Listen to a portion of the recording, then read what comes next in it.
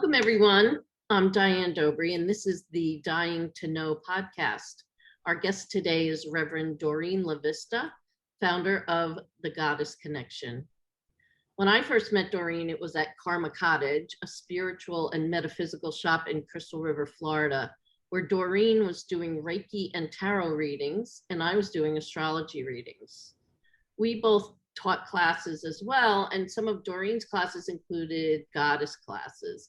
And I'm not that familiar with the goddess movement, and at the time it was new to me. I didn't know what the goddess practices were, but when Doreen recently created her Facebook page, The Goddess Connection, and invited me to join, I signed on and realized, I don't know what this is all about. But I've seen so many other goddess pages and groups online that I decided to ask Doreen to come on and tell me and the podcast audience about the concepts that make up the goddess tradition. In addition to her work as a spiritual mentor and coach, an empath and tarot specialist, Reiki master, and ritual facilitator for celebrations such as weddings, immersive meditations, celebrations of womanhood, and events that include seasonal celebrations in the Wiccan tradition. She's an ordained minister in the Universal Life Church and Church of Spiritual Humanism. And she teaches classes in empowerment through goddess traditions and in Reiki. Doreen is also active in her local business community, serving as a member of the Chamber of Commerce in Citrus County, and as a board member of the Friends of the Coastal Region Library in Crystal River, Florida. Her website, thegoddessconnection.org, and her Facebook page, The Goddess Connection, describe her work as offering a common sense approach to spiritual well-being. I can attest to her common sense approach, as I've not only had tarot readings with Doreen, I should say tarot, I think, but also heart-to-heart chats about our lives. So Doreen is here to give us insight into what the goddess traditions are that she teaches about and bases her work on.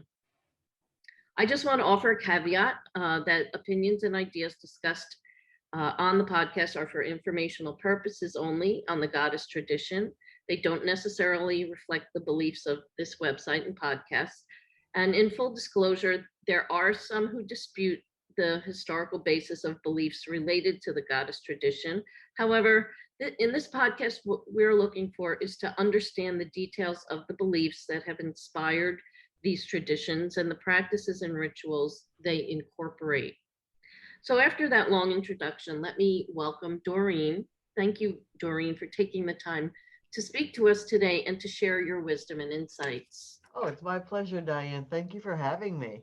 Thanks for taking the time.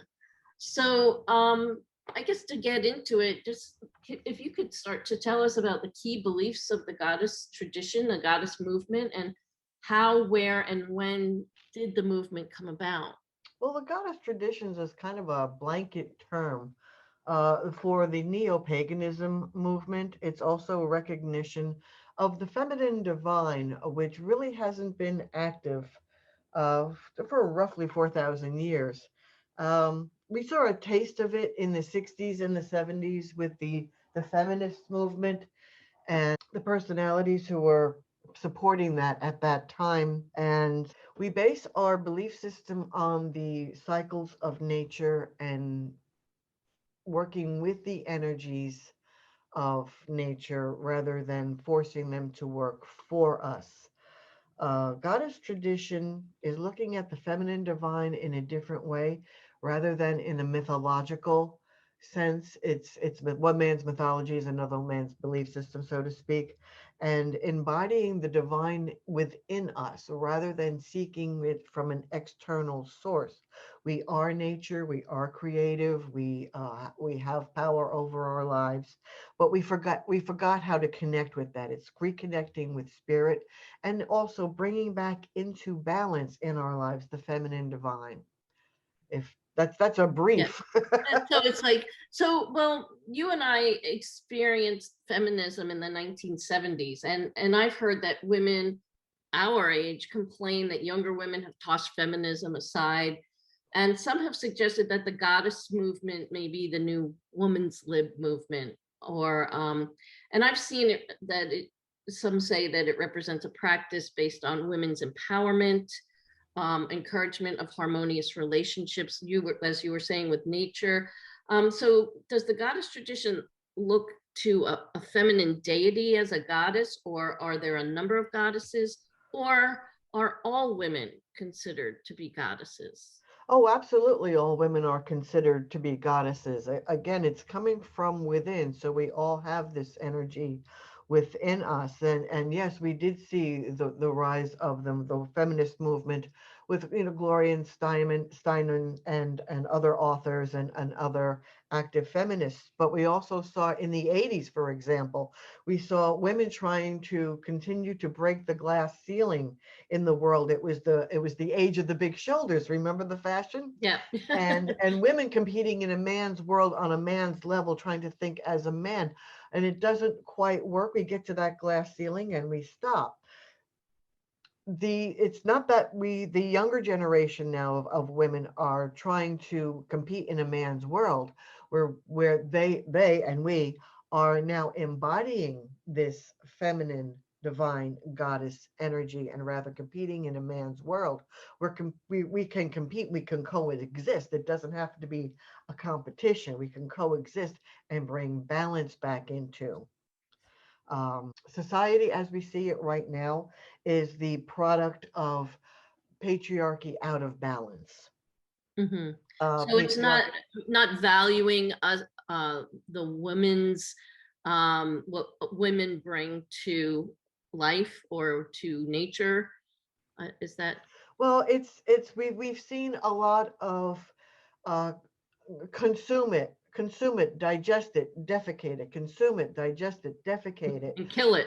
and kill it, and use it up until it's gone type of Yeah, mindset.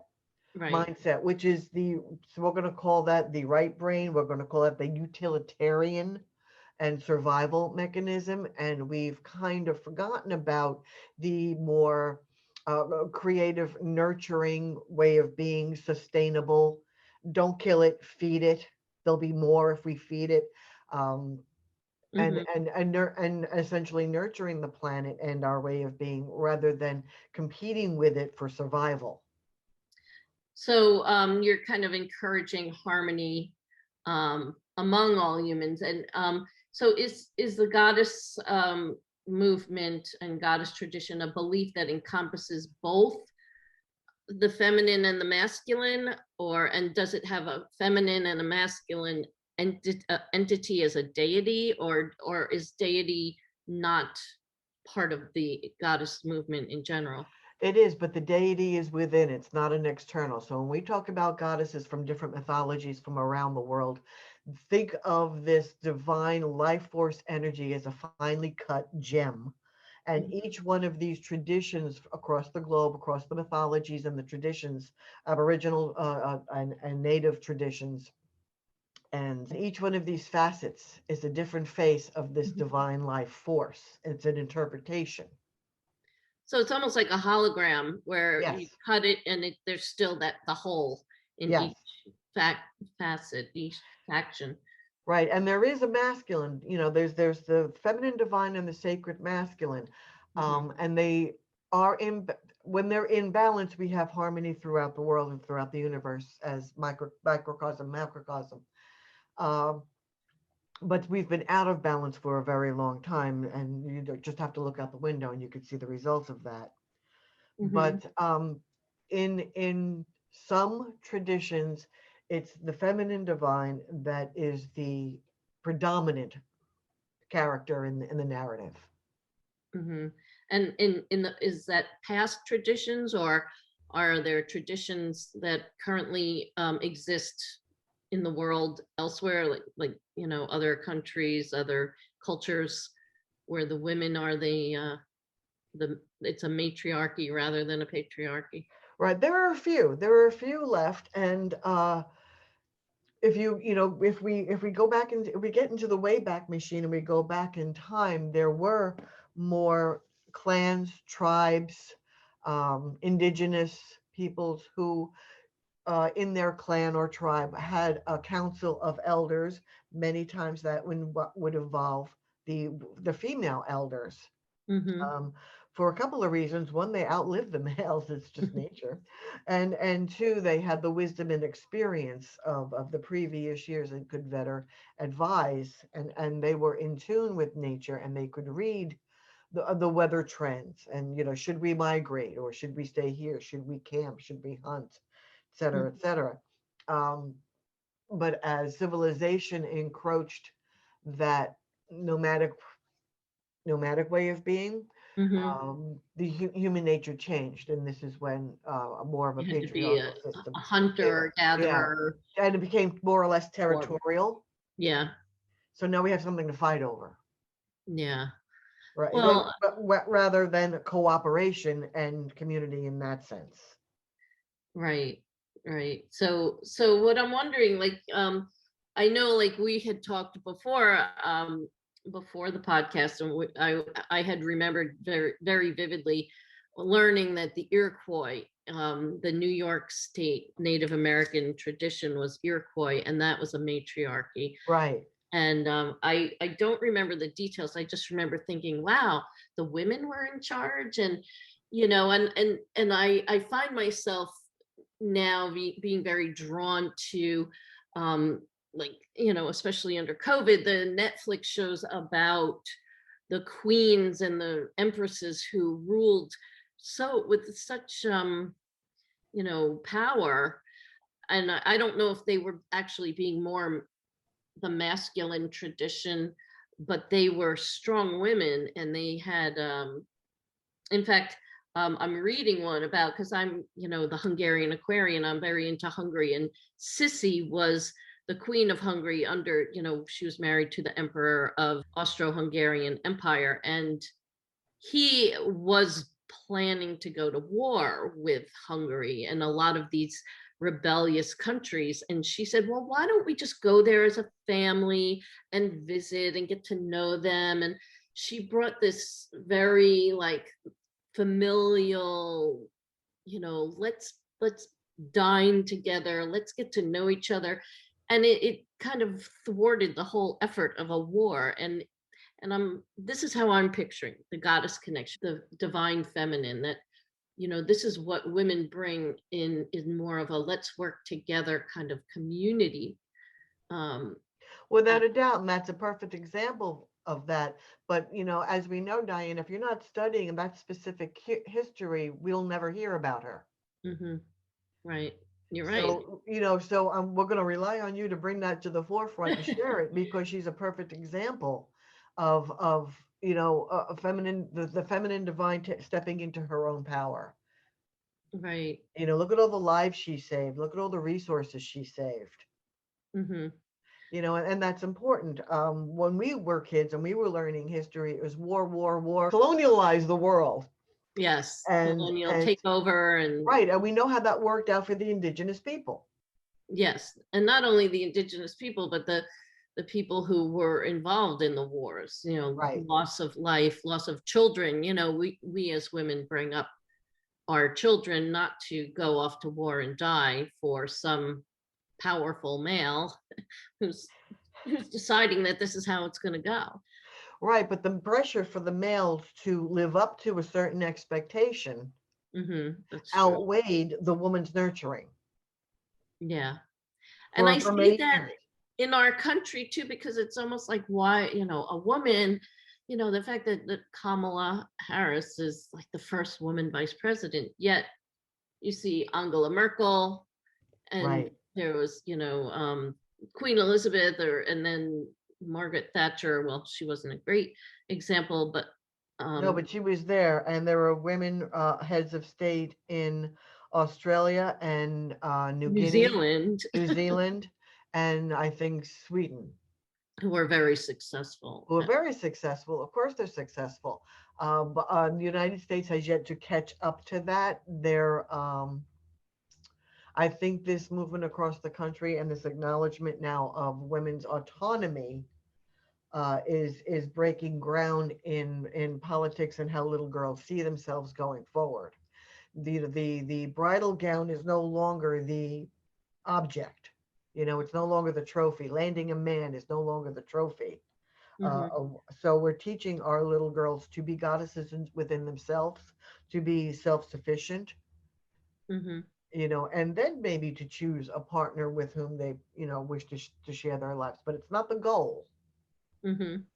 So is this when you teach your classes in the goddess tradition, uh, what else do you touch on? Well, we touch on some of what they would call the old ways, because in the goddess tradition, we kind of break away from um, the electronics and the gadgets and the chemicals and the whatevers. We get back to the four basic elements of life: earth, air, fire, and water. And you may have heard these terms through different traditions. You'll hear it in yoga, you'll hear it in Tai Chi, Astrology. right? Yeah, astrology, exactly. You'll hear it in Feng Shui. So this is the basic building blocks of getting back to nature and getting back to these four elements and finding the spiritual self and reconnecting to that Mm-hmm. without the constraints of the dogmatic view from organized religion. Does that make sense?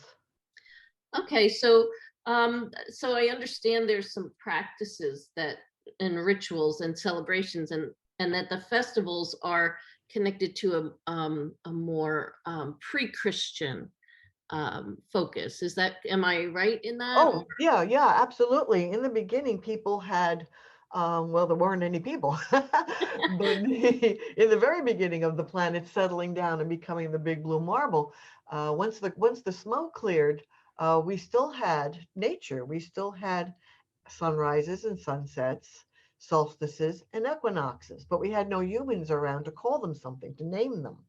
Once Mhm, the humans came and when they saw these patterns on the planet, they were able to survive. They had to base their survival on their environment. So whether it was north of the equator or south of the equator, they had to adjust so mhm. that they and their clan, and their tribe, and their families could survive.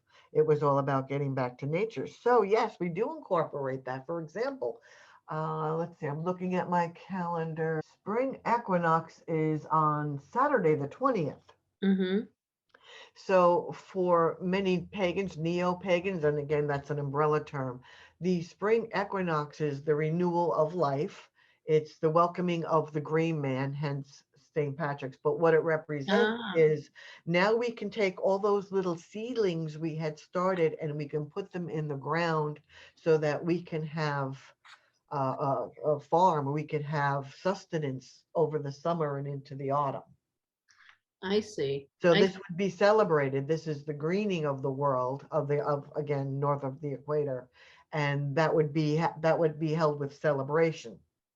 So If you how want do to you look, celebrate that and what rituals do you? okay, for example, we could, depending on the group and how they lean, what their tradition is, if they were say Greek mythology, if they were following those lines, they would celebrate that the goddess Persephone returns from um, her home in Hades, the underworld, with Hades, and she returns to the earth because her mother Demeter, um, had promised Hades that she would only have her daughter for half the year. So half the year we're in darkness in the underworld, and the other half of the year we are in green. Persephone, it's the return of Persephone. We might light candles. We might have representations of springs. Eggs are a great big Right. a Yeah. representation of spring. Bunnies, the whole bunny thing is crazy as a March hare. Well, yeah, they're all coming out of hibernation and looking to make little bunnies. So Okay. this is not quite the fertility ritual, the holiday or celebration. This is more the getting ready for. That's the preparation, putting those seeds into the ground, and let's get planting. Hmm. Okay. And actually, a lot of the the goddesses like Persephone and all coming from Hades and the dark to the light is also part of the traditional astrology, the ancient astrology, and that's what the planets have those same connections, Jupiter, Pluto, and all. So, and I'm even like that's even beyond where I have gone, but I am doing a lot of reading about that. So there's this whole, balance connection Yes. to. Yes. And I don't know if you've ever tried the trick with the egg on Oh yeah, balancing on the balancing that equinox. egg, right? Because we are in perfect balance on that equinox day. And for some people, they could actually feel the energy shift from one to the other. There, Hmm. for example, uh, tonight we The set new moon. we spring ahead. Oh yes, well tomorrow, the fourth. Yeah, that's right, We have to overnight. do it tonight, yeah, in order to wake up for it to be correct tomorrow. But and then we have the new moon today. And the new So. moon, right? And all of this is happening um, in a waking up of the world, so to speak. So yeah, as Mhm. far as traditions to celebrate Ostray, we would have eggs and rabbits and joy and seeds and seedlings and honor the goddess or honor the life force of nature which brings forth these items. So there is a bit of a science to it. We know that the gravity is a little different when we're at the equinox, and that's why we're able to balance that egg. I see. So there's apparently also you talk about the wheel of the year and the lunar cycles. The name of your course or your what you teach is about Wicca. When we look at our Hallmark calendar, for example, March, we're going to see St. Patrick's Day. Okay. So it's doesn't really matter if you're Irish or not. The whole theme is the greeting of the world. Okay. So and then we can put Easter right behind that because Easter essentially falls when Passover falls. Mm-hmm. And that's generally after the first full moon after the equinox. So yeah, that full That's moon is yeah. on Sunday, and the following week is Easter. So that makes sense. So it again falls. It's the renewing. It's the rebirth, coming from the darkness to the light. So When it's we all these natural equinox, the moon cycles right, and the seasonal right. So changes. this is how people who practice this operate as far as their seasonal celebrations and day to day prayers is just like anybody else's day to day prayers. Mm-hmm. Okay, so I did want to touch on the Wicca part because the title of your class was related to Wicca, and I think that's something that when it's related to the goddess movement, sometimes people are like, "Oh, wait, aren't they witches? And are they Satanists?" And so can you just clarify Sure. that? Well, of course, yes and no. Because yes, they are witches. No, they are not Satanists. That's not the same thing. Mhm. There's a great big wide gap, and I kind of blame Hollywood for the way it's been presented all this time. But be that as it may, no. Oh, okay. So let's go back to the late 1800s, the 1890s, and the early 1900s, what was known as the Gilded Age. During that time, the economy was doing well. People had time for pursuits and one of those pursuits was spiritualism and seances. Mhm. So we were introduced to people like Harry Houdini, who was a magician, but he was also a yoga practitioner. We Mhm. were seeing bits and pieces of Eastern philosophies and esoteric philosophies come forth with people like Madame Blavatsky, Mhm. maybe Sybil Leek, Aleister Crowley, and the whole Theosophical Society, Mhm. which was not a secret society. They were open about who and what they did, and they were returning to a pre-Christian era in the way they operated and celebrated these equinoxes and solstices. Out of that came a fellow by the name of Gerald Gardner. And they Yes. were never about worshiping evil. Evil is a concept, evil is a purpose. And just briefly for a moment, a tool like a hammer can be used to build a house, like by a carpenter, or a Right. tool like a hammer can be used to murder someone. Again, in the hands of the user and the intent. The intent is evil, the tool itself is neutral. Mhm.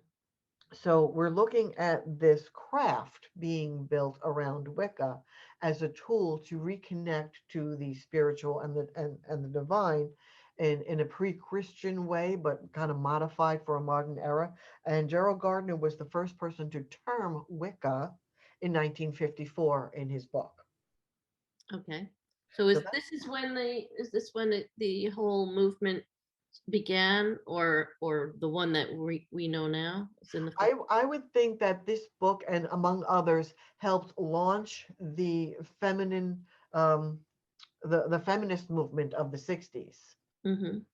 Women seeing themselves as active in their religion or in their spiritual practice, and not as a person in the wings. Okay. Because Wicca actively invites women to participate and create.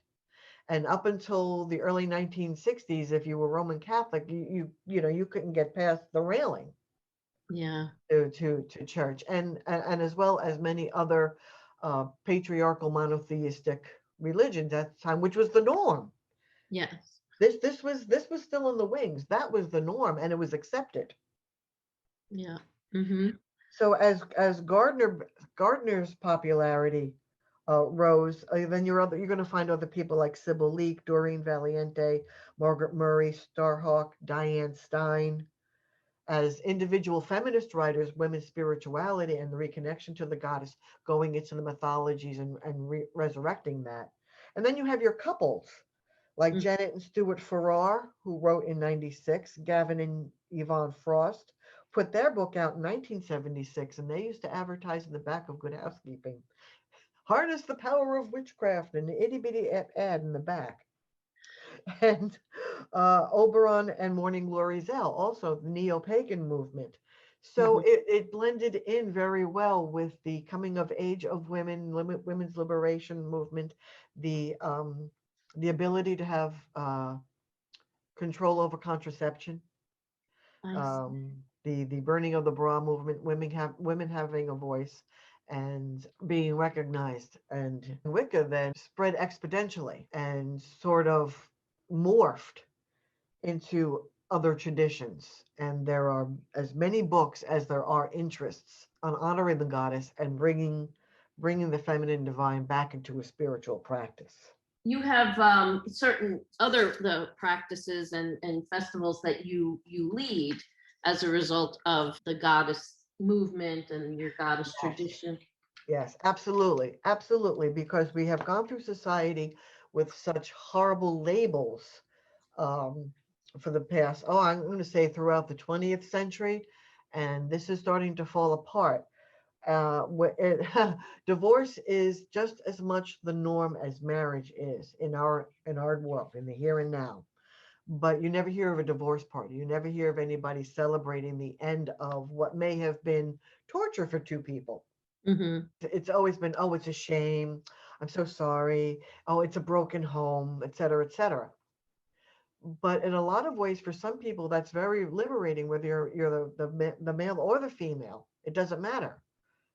There's a So, way to celebrate that, and I do that. That's I work that into honoring this phase of life. The other phase of life, when your little girl becomes a woman, oh my goodness, she's menstruating.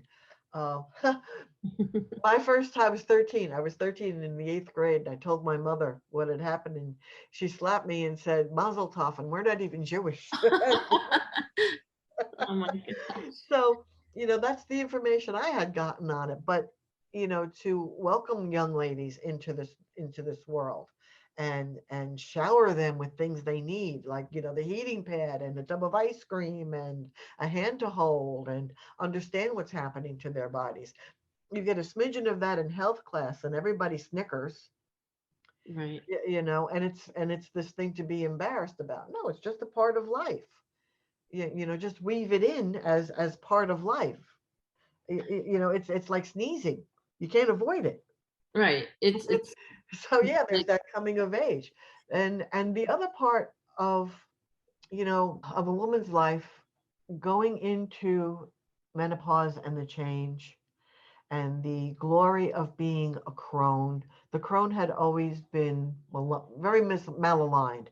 And I'm going to use that stereotypical little old lady. And Mhm. if you weren't that, then you were a cougar. So again, not a real positive image Yeah. of a woman past, well, even the term past her prime, woman of a certain age. I got to tell you, I feel more empowered now than I ever have. Mhm. More. I'm just I know. I feel more confident and like, sure, I don't care what you think of me. You know. right.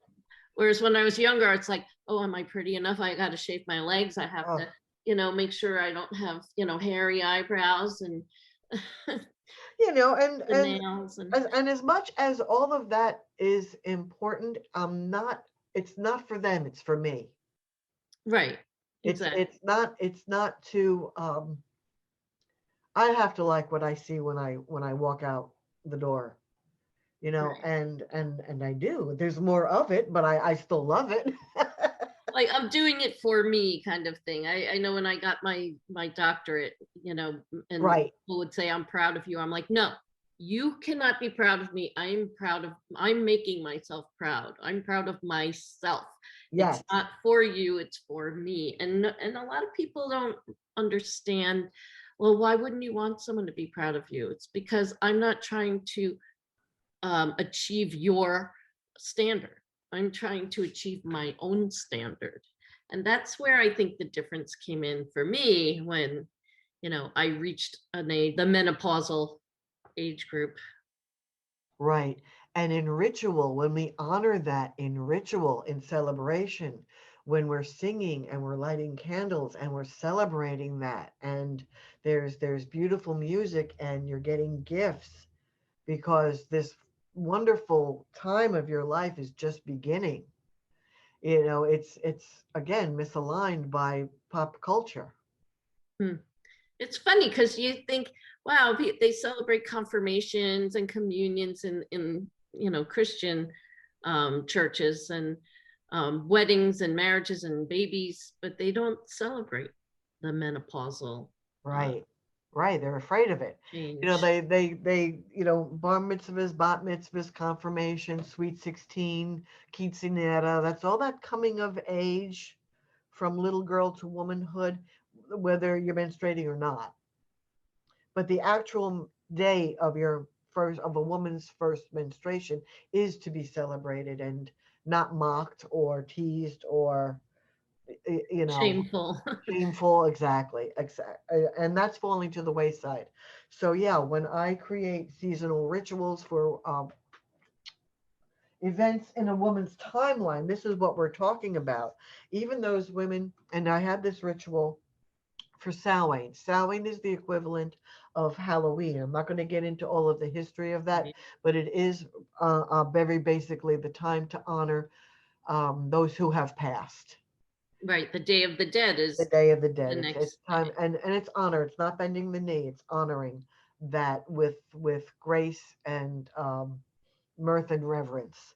That's what they Um, do in Europe. They have yes, these yes, exactly. candles and So everything. what I held on this particular Samhain was a celebration or a gathering rather and an acknowledgement, so to speak, an acknowledgement of those women, and this is a little controversial, who chose to terminate pregnancies, Hmm.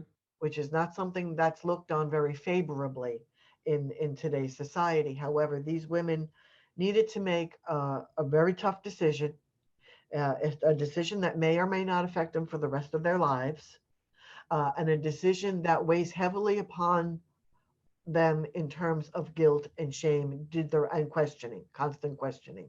Hmm. So we don't look at that as a society and have empathy for these people who went through this process. Hmm. Right away, you see a lot of condemnation. Right. Right. And we're getting Yeah. away from that. The idea of stepping into the footsteps of the goddess is acknowledgement and acceptance and not condemnation. You don't walk in my shoes, Hmm. so Hmm. on and so forth. And being able to support that. So yeah, there have been a lot of women's traditions that were very secretive, didn't involve the men because of shame, guilt, and the way patriarchy has been able to operate for the past 3,000 years. So we're getting close to the end of our talk. Unfortunately, there's so much to learn. I wanted to find out where these traditions are practiced. Where can women find out more information? Do you have books that you recommend, videos or films? And then, you teach classes, and I didn't know if you teach online or just in person, or are there places where classes can be taken by Sure. women interested in learning more about it? So, Oh, yes, of course. I don't teach online. I prefer local one-to-one. You can find all kinds of information online. If someone is interested, they would Google or even go through Wikipedia, I guess, whatever search engine for Wicca traditions or goddess traditions, or the how-tos, how do I, through YouTube. I'm not quite there yet, not being entirely comfortable in front of the camera, but mhm, I'd have to suggest anything by Laurie Cabot, anything by Scott Cunningham in terms of books, mhm. um, and authors. Do you have a list of books on your website? You know what? That's a good idea. Suggested reading, most definitely, if you want to catch up. Um, Llewellyn Publications has a wide catalog of esoteric, metaphysical, Wiccan, and other traditions for paperback books. Amazon, of course, audiobooks if you prefer. Mhm. And Bear and Company, Diane Stein for. Remember when women's studies was a subject in college? Yes. So rather than studying, we're embodying. Okay. Are Like there that. any films that have come out that show this kind of, um, practices and traditions? I'm really not happy with anything that Hollywood's done in those terms. The movie The Craft was cute, but I'm done with teenage angst. Sorry. Yeah. Sorry, not sorry, but No. they do show the beauty of the ritual on the beach and what that's supposed to look like.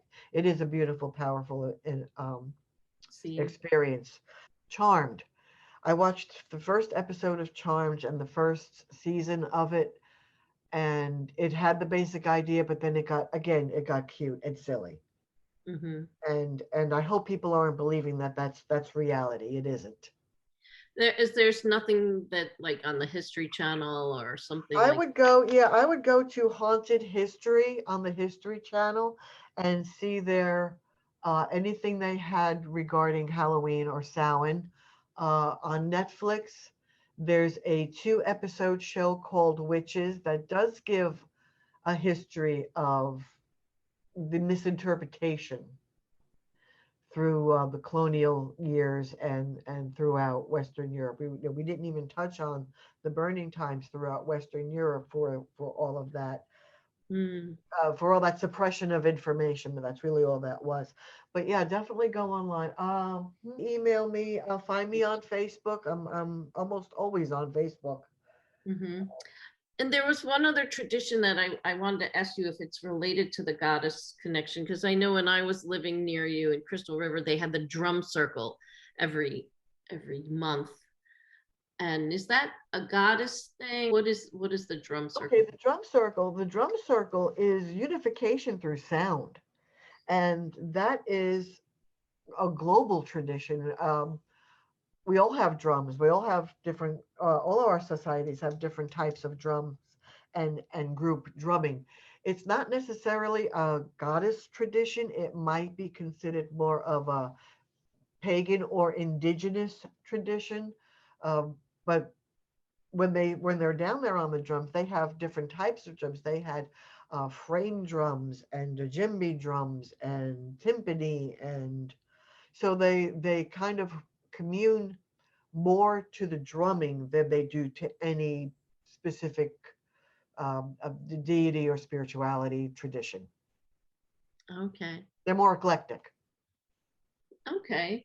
So I would love to see you get more online and doing your teaching online, because I think you have a lot. You and I have done tarot readings, online through these kinds of face-to-face Zoom sessions, or but I think it's, because if someone's looking in their community and it's not available to learn about the goddess tradition, there is a lot on Facebook, and you do have your Facebook page. Tell me what your Facebook page, the main goal of your Facebook page is. Again, it's just really community and sharing. I share an awful lot of memes from an awful lot of other sites that share my point of view.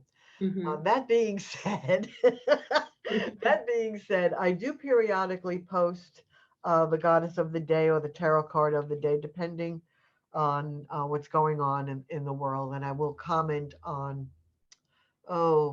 global issues, but very, very lightly. I don't want to get too political on that page, but I will answer any questions asked. I'd be happy to answer questions and to cite references for more information. I will do tarot readings over the phone or through Skype or Zoom or Facebook video Mm-hmm. chat. And that will give us, sometimes it'll give us an insight on what's going on in a person's life and what direction they really need to take. Mm-hmm. But I'm stepping into the technological world, Diane, Yeah. very gently. When you do Reiki, have you ever done Reiki from a distance or online I as can do well? Reiki from a distance, but I haven't done it online. And All right. Well, I'm sure we just touched on the very main basic points of the goddess tradition, and I appreciate, your information you gave in an introduction to the background of the movement, and I really appreciate you being here today. And for those listening in, to find out more about Doreen's work and teaching, readings, spiritual practices, visit her website, thegoddessconnection.org. Follow her at The Goddess Connection on Facebook, and drop her a line at The Goddess Returns at Hotmail. People can write to you if they have any questions. oh, without a doubt. And I will get you a couple of titles, book titles, where they can look for further information. Okay, great.